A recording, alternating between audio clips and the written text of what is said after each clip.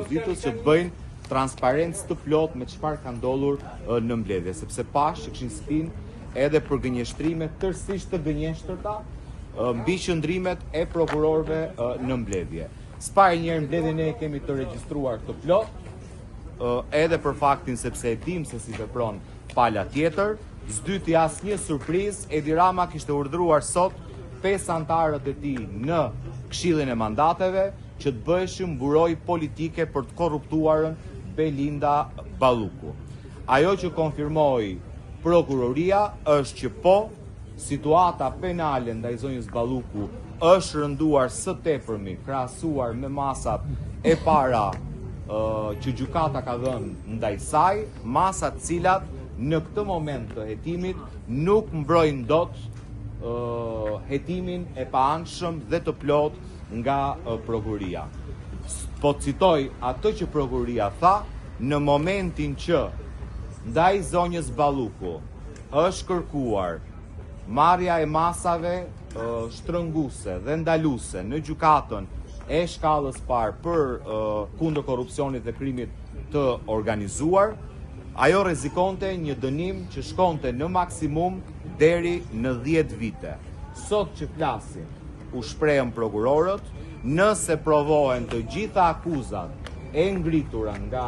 prokuria, zonja Balluku rrezikon në maksimum një dënim prej 35 vitesh. Kjo tregon se jemi në një situatë teje të rënduar sa i takon krimeve të kryera prej saj. Së dyti, prokurorët në një dëshmi që unë do ta quaja tronditse, i kanë vendosur në dispozicion Këshillit të Mandateve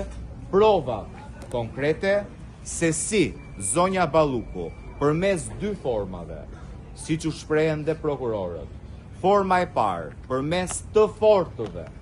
që ata po hetojnë nëse bëhet fjalë për persona të përfshirë në krimin organizuar apo jo, është një çështje nën hetim dhe rezervuan të drejtën për të mos dhënë më shumë detaje, përmes personave që prokurorët i cilësonin të fortët, kanë kërcënuar me jetë dëshmitar në çështjen Balluku, dhe s'dyti, forma e dytë, përmes zyrtarëve të lartë publik,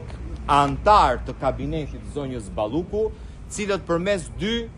formave, spari duke kërcënuar dhe prokurorët cituan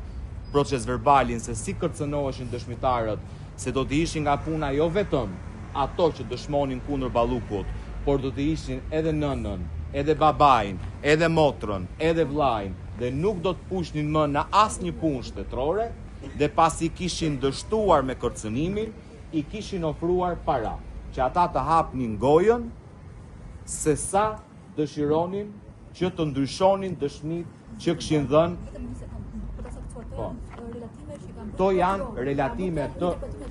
absolutisht dhe bazohen janë dokumenta zyrtare të prokurisë, unë e kam këtu. Sigurisht që kjo ruhet nga sekreti hetimor dhe unë nuk mund ta bëj publike, po ky është citim i prokurorëve. Prandaj ju duhet ishit në mbledhje që t'i dëgjoni këto fakte tronditse, se si me parat që i ka vjedhë shqiptarëve kërkon të blej dëshmitarët, se si kërcënohen me bukën e gojës dëshmitarët. Dhe unë dua të falenderoj kolegët e mazhorancës se menduan që me pyetjet e tyre po zhysnin në paqartësi prokurorin. Në fakt bën që prokuroria të ishte edhe më e qartë se kur, sepse konfirmoi që nuk bëhet fjalë vetëm për persona të pandehur, të cilët janë bashkë pandehur me zonjën Balluku, të cilët janë kërcënuar, po bëhet fjalë dhe për dëshmitar që do të thirren nga prokuroria e posaçme dhe për shkak të rolit të tyre në procedura dhe dienisë së zonjës Balluku që ata do duhet të dëshmojnë për shkak të atyre që dinë në prokurinë e posaçme, janë kontaktuar dhe janë intimiduar përmes 2 formave që unë i përmenda. Përmes të fortëve, që prokuria konfirmon që janë nën hetim, dhe përmes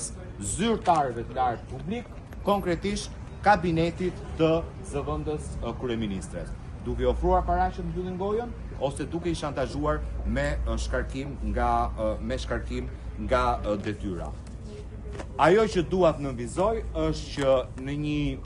po themi besnikëri profesionale, avokatët e zonjës Balluku e ndihmuan Këshillin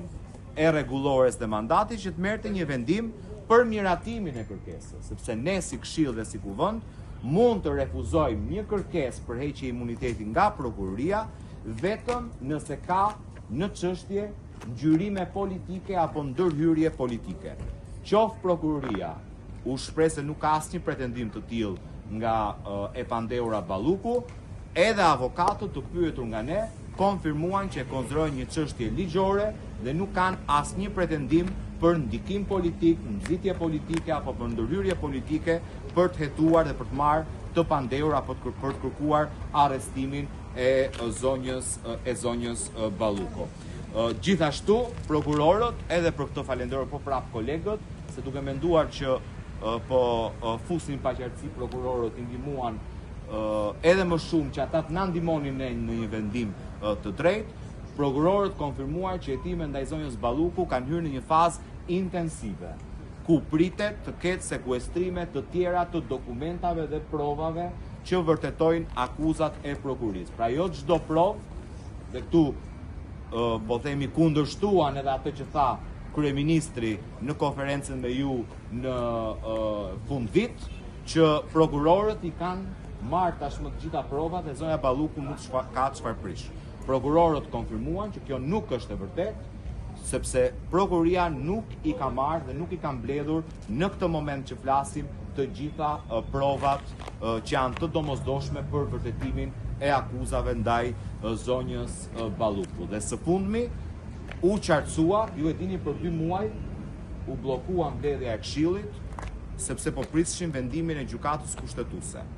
Prokuroria konfirmoi që çështja që ndodhet në Kuvend nuk ka asnjë lidhje me vendimin e gjykatës kushtetuese dhe nëse ju do të shikoni proces verbalin e mbledhjes së Këshillit, do të kuptoni që asnjë nga 5 kolegët që e zvarriti me këtë argument nuk kishte ndonjë pretendim apo nuk trajtoi në një çështje që lidhej me vendimin e gjykatës kushtetuese. Pra thjesht dhe vetëm e kishin përdorur si justifikim për të penguar drejtësinë dhe për t'i dhënë mundësi të panderës Balluku për t'i prishur prova, për t'i intimiduar dëshmitar, për të penguar drejtësinë. Në finale,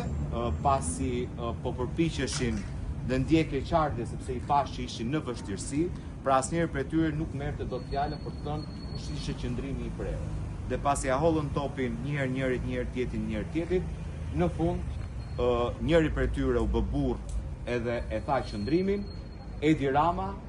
përmes 5 anëtarëve të Këshillit vendosi të pengojë drejtësinë. Pra ata nuk ishin të gatshëm, kështu u shprehen, që të votonin pro kërkesës për dhënien e autorizimit nga prokuroria. Dhe nga ky moment, zyrtarisht Kuvendi i Shqipërisë është ndruar në një bunker ndaj të korruptuarve. Nëse mandatet parlamentare përdoren që të korruptuarit, sepse për herë të parë prokuroria, që mos harroj dhe këtë detaj se është i rëndësishëm, deri tani kemi folur për procedura. Edhe prokuroria ka folur për procedura. Sot prokuroria foli për një dëm të rënd ekonomik që është bërë buxhetit të shtetit, i cili po përllogaritet nga prokurorët dhe bëhet fjalë për miliona euro dëm të shkaktuar ndaj buxhetit të shtetit, pra praktikisht miliona euro të vjedhura nga parat e taksapaguesve shqiptar. Tani hapur për çdo pyetje që